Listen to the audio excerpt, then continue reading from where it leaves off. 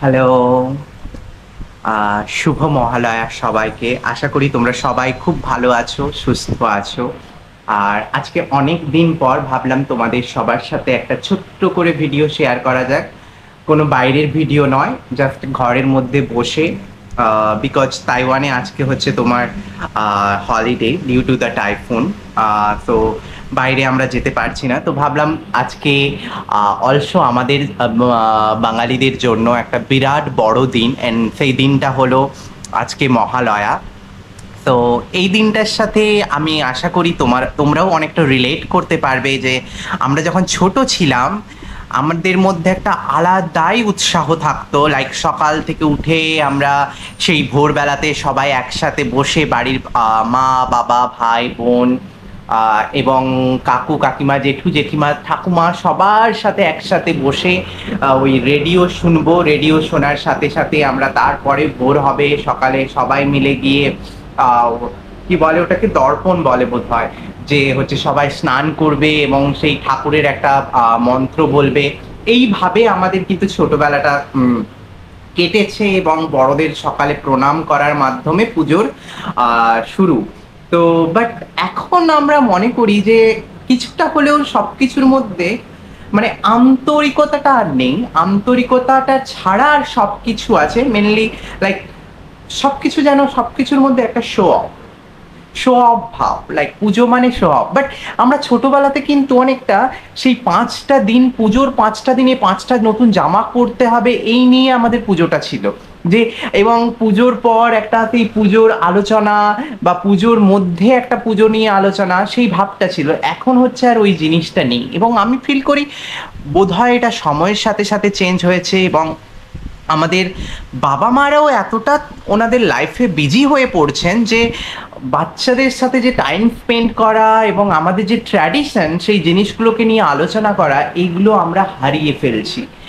মানে আমাদের পরবর্তী প্রজন্ম এই জিনিসগুলোর মধ্য দিয়ে আর হয়তো যাবে না, এবং ওরা ওরা এটার কোনো মানে একটা যে আছে, এর মধ্যে একটা জিনিস আছে বা আমাদের যেটা ঐতিহ্য, সেই ঐতিহ্যটা কোথাও যেন দিনে দিনে ফিকে হয়ে পড়ছে।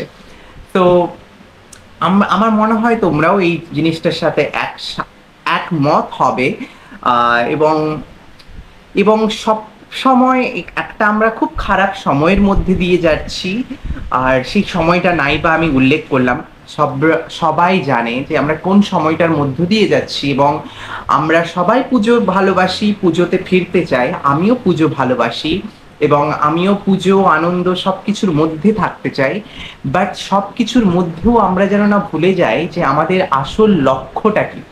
লক্ষ্যে স্থির থেকে আমরা সব কিছু করবো, কারণ আমিও কাজ করি, তো আমাকে আমার অফিসের কাজটা করতে হয়, আমার তো কোনো হলিডে নেই। তাছাড়াও কিন্তু আমাদেরকে একই সাথে অন্যান্য সমস্ত দিকগুলো নিয়ে চলতে হবে। এমনটা নয় আমি পুজোতে মত্ত হয়ে গেলাম এবং অন্যান্য সমস্ত দিকগুলো আমি ভুলে গেলাম। That should not be. So এইটার মাধ্যমেই আমাদের লাইফ, আমাদের এইভাবেই এগিয়ে চলা উচিত আমি মনে করি। তাই তোমরাও হয়তো এইভাবেই এগিয়ে চলবে আমি আশা করি। এবং নিজেদের যে প্রতিবাদটা করছো তোমরা, সেই প্রতিবাদটাকে ছেড়ে দিও না, হার মেনো না। সবাই আছে, পুরো বিশ্ব জুড়ে তোমাদের অপেক্ষায় আছে যে বাংলা হয়তো নতুন কিছু শেখাবে। কারণ বাংলা হচ্ছে সব কিছু, সব দিনের জন্যই একটা নতুন কিছুর আবিষ্কার করে সব সময়, এবং সেটা ইতিহাস হয়ে থাকবে আমাদের মনে হয়। তাই এই পুজোতে ঢাক বাজবে, বাদ্যি বাজবে, কংসাল বাজবে, কীর্তন হবে, কিন্তু সব কিছুর মধ্যে ওই আওয়াজটা থাকবে, যে আওয়াজটা আমরা কিছুদিন আগে গড়ে তুলেছিলাম। সেই আওয়াজটাকে কখনো ফিকে হতে দেও না। তাই বলবো সবার মহালয়া খুব ভালো কাটুক, আনন্দে কাটুক, এবং ভালোভাবে কাটুক। এবং তার সাথে একটা পুজো পুজো গান নিয়ে, মানে যেহেতু আমি অনেক দিন গান করিনি, তবুও চেষ্টা করা যাক, হয়তো ভালো হবে। নট পুজোর গান, একটা রবীন্দ্রসঙ্গীত আমি তোমাদের সামনে গাইতে চাই। যেহেতু এটা পুজো টাইম, তো পুজো নিয়ে কিছু কথা বললাম, আমার মনে হয় গানটা গাওয়া উচিত। Let's start. আগুনের পরশমণি ছোঁয়াও প্রাণে, এ জীবন পূর্ণ করো, এ জীবন পূর্ণ করো, এ জীবন পূর্ণ করো দহন দানে। আগুনের পরশমণি ছোঁয়াও প্রাণে।